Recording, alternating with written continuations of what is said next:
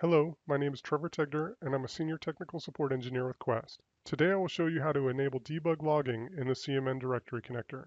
I will now go to the CMN directory connector server. First, you will need to download the log42net.config.debug file attached to the bottom of KB article 229613.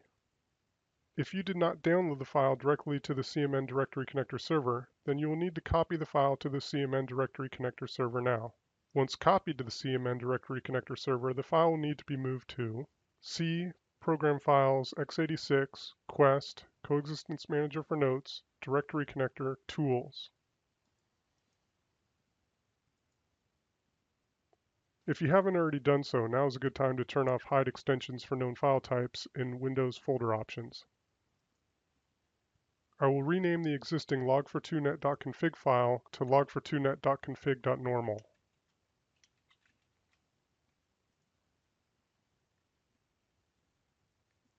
I will now rename the log42net.config.debug file that I just downloaded and remove the .debug.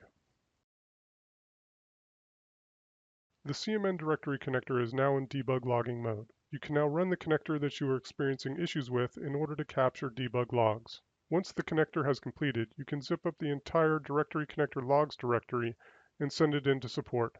Also, once the connector is complete, we would recommend returning the CMN directory connector to normal logging mode. I will rename the existing log42net.config file to log42net.config.debug.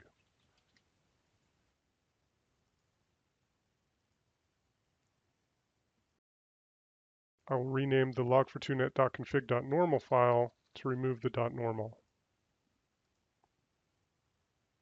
The CMN directory connector has now been successfully returned back to normal logging. To learn more about Coexistence Manager for Notes, visit support.quest.com. For quick support questions, follow us on Twitter @QuestExperts.